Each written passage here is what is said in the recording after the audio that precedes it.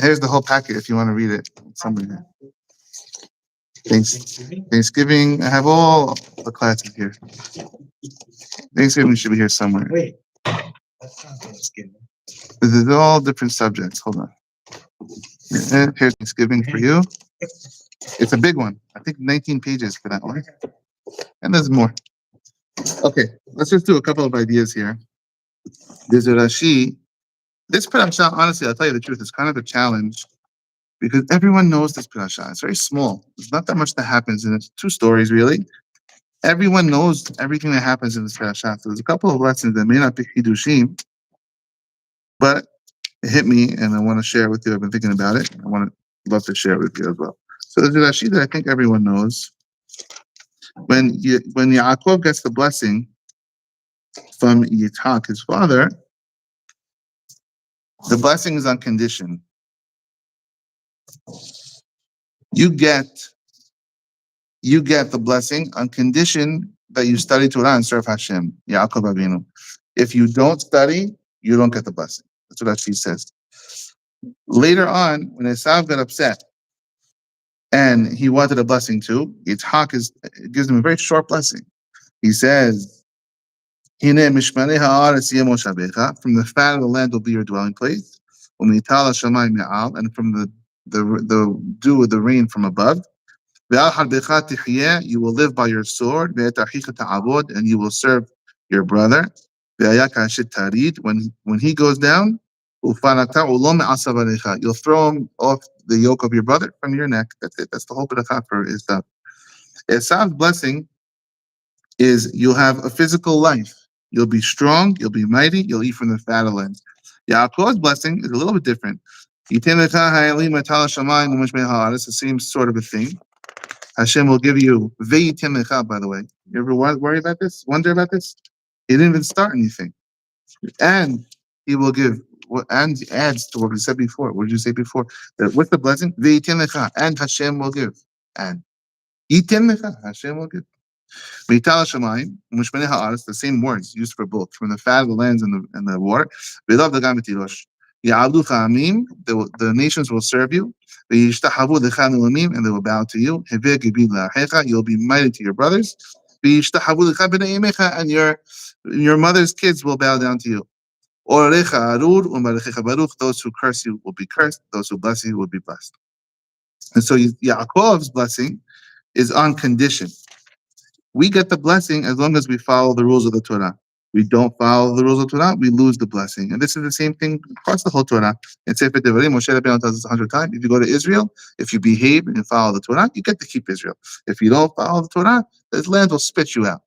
And so kind of not fair. Esav has a guaranteed blessing. We don't get a guaranteed blessing. We got to earn it. And so it's an idea that I think everybody understands already. But the Sifat Emet speaks it out. And he says, it's really the same thing as the Nahash. We know the curse of the snake. Adam, Hava, and the Nahash all got cursed. By the way, you know it's Nahash. It's not Nahash. What do you call it? Nahash or Nahash? Because the Nahash means sorcery. Nahash means a snake. So the Nahash, his curse was that he will eat dirt his whole life. And so the Nahash, as we know, this is not a hidush to anyone. The Nahash is food all over the place. There's dirt everywhere. And so he always has food, but he eats dirt. You know, there's a phrase, 3 meals a day, 3 square. You go to prison, at least you get 3 meals a day. Not so bad, right? And so it's not the best food, but it's guaranteed. And so what's the pshat? As we know, HaKadosh Baruch Hu, what he did to the snake is, he told the snake, I don't want to hear from you. I'm going to give you everything you need for the rest of your life. Goodbye. Don't talk to me. That's not a blessing. That's a curse. When Yaakov is told, you have to earn your blessing. Hashem will give you the blessing as long as you follow. But if you don't follow his law, you don't get the blessing. That's not a curse. It's a good thing. Hashem is not ignoring you. Hashem doesn't want to not have a relationship with you. He wants to have a relationship with you. And so he wants you to stay engaged with him. You engage with him, you keep the blessing. You forget about me, you lose the blessing. But Esav, go ahead. Mishmaya honest. You have everything you want. Have a nice life. And so the Rabbi Fran brings a rabbi, his name was Rabbi Zev left. So for Esav, it's more like this world. Take whatever you want, don't talk to me. Next world is not for you. Even this world, even for this world, don't talk to me. Here, take everything you want. That's not a good thing. You don't want your dad to do that to you. You're fed up with someone. Take it. Goodbye. Rabbi Fran brings this guy, Rabbi Zeb left, was in Miami, and he was talking to people, and he said, a 17-year-old boy says, Rabbi, I have to emergency. I need to talk to you. I have a very big problem in my life. He says, what's wrong? The kid pulls up in a Porsche, a brand new Porsche. He says, nice car. He said, yeah, my dad bought it for me. So he said, what's the problem? He said, well, I'm living here in Miami. I have a prepaid for apartment. Everything's paid for. My mom was divorced from my dad. And when my dad remarried the second wife, she married him on condition that he takes me, he sets me up, and he doesn't hear from me again. She doesn't want me in her life. And so my dad gave me basically an endless credit card. He prepaid for my apartment. He bought me a brand new Porsche. He said, take the card, use whatever you want, buy whatever you want. Don't come home. It's not a blessing. And the kid's crying to the rabbi, I need help with my life. He said, how many kids would love to have your life? The truth is they wouldn't like to have it. Because you don't want your dad to say, here, take whatever you want. Get out of here. Don't talk to me. That's never a good thing. You want to be engaged. The Father wants to hear from you. And so sometimes Hashem will hold back from us a little bit and say, Hashem, why don't I have it? Why does this guy have it and I don't have it? Because Hashem wants that you would have talked to him. If you had it, you wouldn't talk to him maybe. Now that you don't have it, you talk to him every single day. And so sometimes when it feels like it's a pain and it feels like it's a curse or a gezerah, it might actually be a very big blessing. At least Hashem wants to have a relationship with us. And so that's one idea with Yaakov, v'yitin lecha. And Reb Shmuel Rozovsky says, why does it say v'yitin lecha? And Hashem will give to you. Just yitin lecha. Hashem will give. What's and? Yeah, he says every time Hashem's going to give it to you, it's going to be like, okay, and I'll do it one more time. Fine, and I'll give you money for one more month's rent. One more month's rent. And then call me next month, and I'll do it again. It's not a one-time shot. We'll get out of here. Hashem is saying, I want to always give it to you over and over and over again. And so having less than you think you need actually could be the best thing in the world for you. It keeps you in shul. If you had everything you need, maybe you wouldn't come to shul. And coming to shul is a benefit for us, not for HaKadosh Baruch Hu. It's for us because we stay in tune with Hashem. So that's lesson number one. Just a couple of ideas on this parasha. Another idea. We know that Rivka and Yitzhak, they have two kids, Yaakov and Esav. Esav takes these girls, Yehudit and Basemat, and Mahalat. So Yehudit, this is one of my favorite trivia questions to ask people. Who was the first person to be Yehudit? Esav's wife. And the Yehudit, my daughter's name is Yehudit. Yehudit, somehow Judith is a Jewish name. It's Esav's wife. Although that she says Yehudit was not really her name. He changed her name to make believe she was a good one. He marries Yehudit, and then he takes Basemat. Vatiyena morat ruach leyitzhak o Rivka. And they drove their in-laws crazy, these girls. They were smoking idols, as she says, burning incense to the idols. And the smoke reached their eyes of Yitzhak and Rivka. Vayiki zaken Yitzhak, the next pasuk. Vayiki zaken Yitzhak, when Yitzhak got old, vatechena einav mereot, and his eyes were weakened from seeing. What happened to his eyes? So there's a few answers that we all know. Either the Akedah, the tear during the Akedah blinded him. That's a very famous pshat. Or Rashi says, the smoke from the Avodah Zarah, it affected you. You just asked me, does it affect you, the physical? Yeah, the smoke from the Avodah Zarah blinded his eyes. The smoke blinded his eyes from the Avodah Zarah. That's how much it affected him. And so the question everyone asks is, well, what about Rivka? What about her eyes? She was also tzaddiket. Why did the smoke not affect her eyes? There was a curse. Abraham was cursed. Huh? The gentleman speaks well. What? No, he's on the right. He's on the ball. What are you saying, Helen? Abraham was cursed, and that curse affected him. Which curse? Oh, from Avimelech.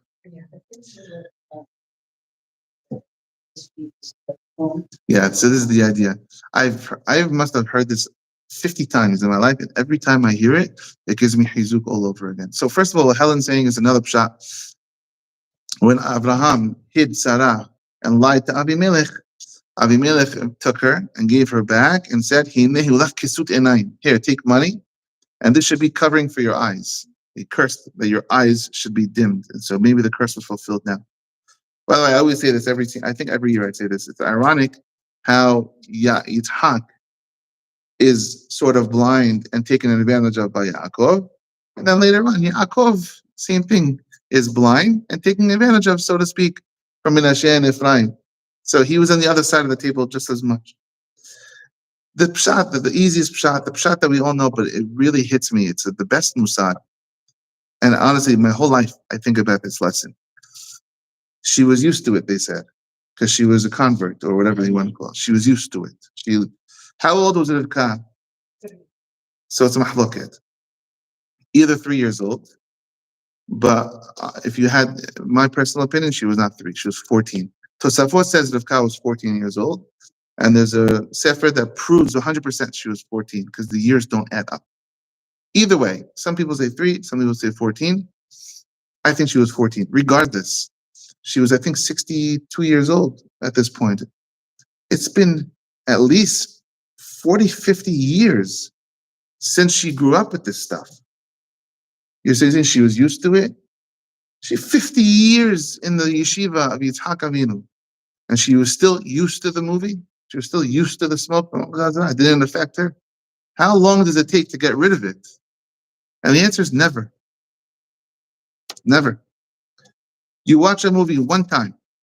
I still remember, it's not the worst. Now that I think back of it, it's not the worst thing. My friend, we never went to the movie theaters as kids. My friend used to go to the movie theaters. He used to invite me once in a while. I'd go with him.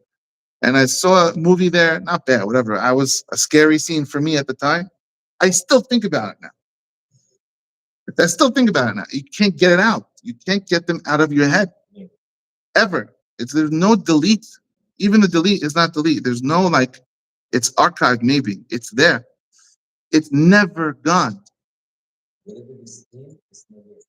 Never gone. Rivka, you want to say she was 3 years old? She was 3 years old when she was so idol worship. Now she's 62, 68 years old. However she was. Come on. She's still used to it. How careful we have to be with everything that comes into our memory up here, our RAM. This is something I'm telling you, I think every day of my life, honestly.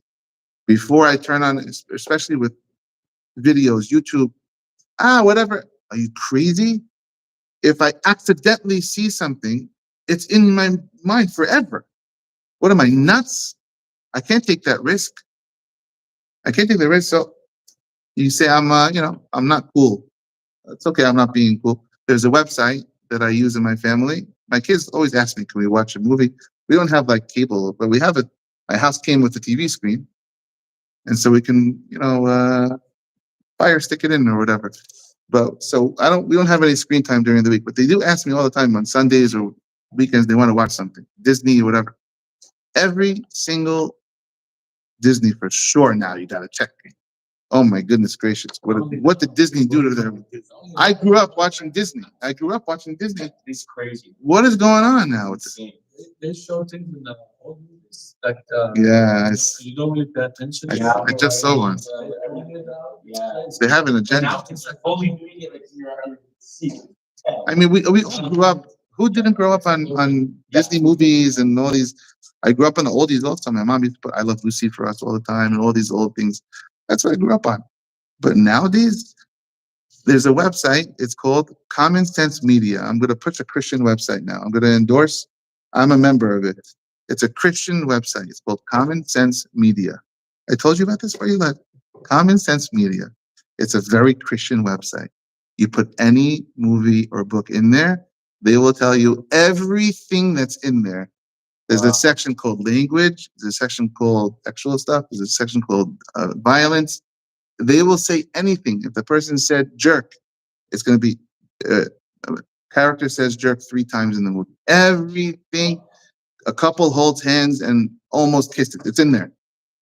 And so everything please, and if not for us, for the children, Before we show them anything, plug it in, make sure it's kosher. It's too risky. If they see one thing they couldn't see, that's it for the rest of their life. They could be 75 years old, the biggest rabbi in the whole generation. They say, who was the rabbi that had 100 pairs of CC? Or Steinberg? Steinberg, I think his name was. He came to my shul. He used to go around all the time. He used to wear 100 pairs of CC. No, it's rabbi. No? Oh, yeah. 100 pairs of CC. Yeah. You thought he was a fat guy, right?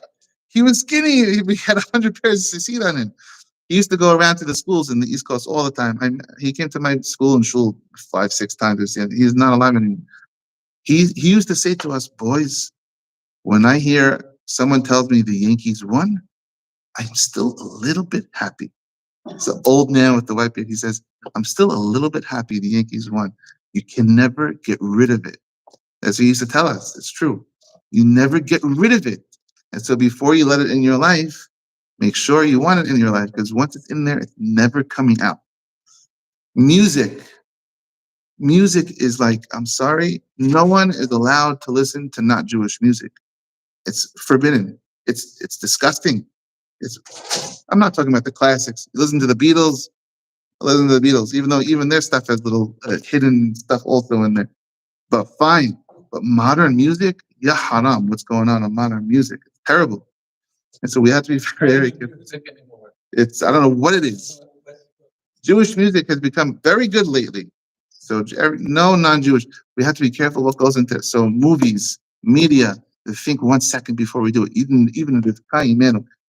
She was 3 years old, you want to say? For 60 years, she's like the best person ever. And an idol is burnt in her house, and she's not affected by it. I'm used to idols. Part of my life from when I was 3 years old, even though she was probably 14. So we have to be very careful what goes in. 2 more things, small things. Number 1, I have a question for you. I don't really have an answer here, so I just want to ask a question, and then we can address this by Purim. Hopefully someone gives me a good answer. We'll open it back up for Purim. When Yaakov takes the beracha and steals it from Esav. In other words, have you guys heard the nice ulai shot that people are saying? Ulai. Helen, have you heard this one? Ulai musheni avi. Maybe there's a nice shot here that I've heard like 4 times this week. I don't know, it's going around. Ulai Yaakov Avinu says to his mother, how could I go do it? Ulai musheni avi. Maybe my father will feel me, and I'm going to be messing things up. I'm going to bring upon myself a curse. Maybe he's going to feel me. And so they say, I think Rabbi Rands I heard say this, but also other people came to me randomly this week and said the same hidush. Ulai is a very interesting word. It means maybe, or perhaps in Hebrew. There's a couple of ways to say it. Usually, you can say the word pen yabo v'hikani em abanim. In Parashat Vayishlach, Yaakov said, same person. He said, I'm afraid, pen yabo v'hikani, maybe, lest Esav will come and hit me. Hashem on Har Sinai. He says, don't go up the mountain. Pen yehersu la'alot. If you go up, lest you go up, and you will be smitten, you'll be hit. So pen is a word that you use when you say maybe something bad's going to happen. What about the word ulai? Well, in Parashat Hayetara last week, Eliezer is sent to find a girl for Yitzhak, and he wants to give his own daughter. But he says, I'm not going to. So he says to Abraham, well, the girl's now that stay there. Yitzhak won't go there. I have to bring the girl back to him? Yeah. Okay. Maybe the woman's not going to want to come back with me. How do you know the girl's going to want to move? So should I put Yitzhak over there? He says, no. If the girl doesn't want to move, stay where you want. You're free to go. What does Rashi say? Ulai lo telecha isha harai elai. My daughter, if the girl doesn't want to move to you, can my daughter, elai, can I have the date? Can I have the shidduch? And so ulai means maybe, almost hoping it happens. Ulai means maybe it will happen. Pen means maybe it shouldn't happen. And so Yaakov says to his mother, I should go trick my father. Ulai yimusheni abi. I kind of wish I get caught. Ulai yimusheni abi. Maybe he'll catch me. I'd rather be caught than steal it. He should have used the word pen. He doesn't use the word pen. He used the word light. Anyway, Esav hears about it. Vayitzak tze'aka gedola umara ad me'od. Yitzhak screams. Vayitzak tze'aka. He screams a scream. Gedola umara. Great and bitter ad me'od. A lot. It's a lot of adjectives. It must have been a blood-curdling yell when he was so angry, Esav. Esav. That's what I said, no? Oh, sorry. Esav. Okay. So there's a well-known midrash in Megillat Esther, I think chapter 4, I think Pasuk 11, where Haman makes the decree against the Jews, and Mordechai goes throughout the city. Vayiz'ak ze'aka gedola umara. What's his name? Mordechai. He goes around the city screaming, bitterly screaming because of the thing. Vayiz'ak ze'aka, vayitz'ak ze'aka, says the midrash. Esav, Yaakov, you made him scream. You have to be punished for making your brother scream. Later on, his descendant Haman, because Amalek is from Eliphaz, from Esav's son, his descendant Haman is going to make you scream. And you're going to be screaming. And Mordechai had to pay back. Here's the question, and I don't really have a great, I have answers, but I don't have a great answer. So I'm just going to leave an open question. Esav, it says, Vayitzak. Syrians, I don't say it's Sadi, I say a Sadi. Chacham Vadia used to say it Sadi. Chacham Vadia, Allah Shalom, he used to say Tzadi. By the way, it's not Sadiq. It's Sadi. Sadi, I think the Kaf part from Sadiq is because the next letter in the alphabet is Kuf. So this always in Sadiq, Kuf, Resh. So I think somehow they made the Sadi to Sadiq. But it's Sadi. The Arizal does say, I saw the Arizal say, you could call a Sadi a Tzaddik. Okay, but on the Pshat, it's not a Tzaddik, it's Sadi. Chacham Vadia used, by the way, used to say Tzadi, T-S. I think the Ashkenazim spell it T-Z, Tzadi. And then Rabbi Mezuz, who's the one that has the Avodat Hashem Sidur and the Mahzor that I use, Ish Masliyah. Rabbi Mezuz one time was praying, there's a story I read. They were standing next to each other, they were praying the Amidah Minha. And Rabbi Mezuz, he tells Hakam Vadia asks Rabbi Mezuz, I think he had a brother or uncle Tzvi. So Hakam Vadia asked the rabbi, he says, how's your uncle Tzvi? And so Rabbi Mezuz, who was an expert in reading, he says, what's Tzvi? It's Tzvi. It's an S. It's not a Tzvi. So Hakam Vadia says, we're talking about Tzvi. Are you joking me? He started laughing. And then it goes on for 5 minutes. They had a conversation. And they were going back and forth. And then it was time to pray Minha. And then they heard Hakam Vadia pray Minha, and he said Sadi. He changed immediately. From that day on, he changed immediately to Sadi. So that's why I say Sadi. Vayitzak or Vayitzak Tze'aka. What does it say about Mordechai? Mordechai is Vayizak. The Zayin. Vayizak Ze'aka. What's the difference between Se'aka and Ze'aka? It has to be Midah Keneged Midah. Esav screamed with a tzadi. Tzaka means to scream. Tzaka is like an alarm. Tzaka is like an alarm, yeah. So, how could the payback be with a different word? With a ze'aka, not a tzaka. And so I'll give you, before you come back to me on Purim, I'll give you some information that we do know. There's a Rashi in Eov who says a tzadi and a zayin are interchangeable. Rashi says this on a different word. He says a tzadi and a zayin are interchangeable, says Rashi in Eov. For example, se'aka and ze'aka. That's what Rashi said. So according to Rashi, it's the same exact thing. But still, I'm not happy with that, because why switch it? Then Malbim says it's also the same thing. I've heard other people say it's a little bit of a different meaning, but I want to delve more into it. So by Purim, we have to figure out when Purim comes around, why Mordechai's payback has to be with a zayin, but Esav, which is something I'm not going to give an answer. Last thing for today. This is a nice drash from the Ben Ish Hai. It's drash, so it's not pshat. But the Ben Ish Hai, I love the Ben Ish Hai, so we always have to read something from him. Ben Ish Hai says as follows. He's going to read, Yitzhak is old. Vahiki zaken Yitzhak. Yeah, Yitzhak is old, and he says, Lo yadati yom moti. I don't know when I'm going to die. He's preparing to die, Yitzhak. Even though he lived many more years after this, he was preparing himself for death. That's the was old, like 75. He was 60 when he gave birth to them. Or He 15, was 84, I think. 84. I think. I could be wrong. Yitzhak is preparing to die, and the Reish Hai says we should all think about, if this is how he prepares to die, we should think about ourselves. How do we prepare for the next world? And says the Reish Hai as follows: Vayiki zaken Yitzhak. It was when Yitzhak got old. But tichena einav meneot, and his eyes were weakened from seeing. He says over here, it means when a person gets old and he doesn't see the desires in the world the way he used to. Re'iyah, sight, is used for desires, as is seen in Akiva. What pasuk? How do we know this? That sight is for desires. That too, but earlier, in Gan Eden. Oh. Vatere ha'isha,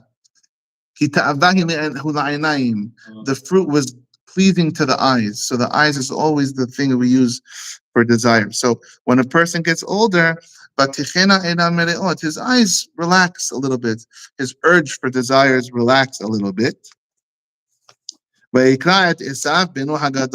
And so what do? You call over your older son, your bigger son, Esav. What does this mean? You call over Esav as the person who does things. Yaakov is the person who uses voice. Esav is the person who does things. So you summon, he says over here, you call over your Esav, your older son, the person that all your action is tied to. And you say to him, Beni, my son. Beni means you're my building, binyan. A son, I think we said this a few years ago. Rabbi Miller says, Ben is from Lashon Evan, a stone. Your son is the building block of the family. So it's all about building. Binyan is the same word as Ben. A building is a son. It's the same thing. Your building. And so Beni, my son, my binyan, my building, my heritage that you're going to build for me. And Esav said, here I am. I'm ready to do it. Vayomer, says Ibn Ishai. That's how the ta'am goes. It's a zakef gadol, it's called. Vayomer, and he said, it's a very high tune. Vayomer ha'ta'am hu zakef gadol. Zakef gadol is the name of the ta'am, of the truck that we use in that word. Zakef gadol means stand up strong, stand up big. L'rmuz, shesrich lo zekifa gedola le'olam haba. Get ready for a big job here. You're preparing me for heaven, for olam haba. We have to prepare ourselves by gathering in the last few provisions. And he says to him, Hine nazakanti, I have gotten old. Kilomar, b'inyanei ha'olam hazeh shehina. Hine nazakanti. Behold, na means what? Please, usually. How does that make sense in this pasuk? Hine nazakanti. Behold, please, I have gotten old. Very good. Rabbi Victor Miller says, in another place, na does not mean please. Na means now. When you're saying to someone, please, it means urgent. Now, please, now. I need this right now. So na means now. Very good. By the way, na also, we use al tochilu mimenu na. The Korban Pesach. Al tochilu mimenu na ubasher mebushav hamayim. You cannot eat the Korban Pesach na. Na means raw. R-A-W. Not, it means now. It's urgent. It's too fast. Nun Aleph. Not. No, not banad. Not means to move is the ayin. That's not the pasuk by Korban Pesach. Atokal na means that she says na be'arabit naya, that she says. And we have kibbeh naya we eat. Yeah, we have kibbeh naya. We Syrians have kibbeh naya. It's raw kibbeh balls. It's raw meatballs, basically. Na means that she says ba'abit naya. That's what she said. Look at the pasuk. Naya means raw. Na means now, fast. We talk about all these things a million times. Yeah.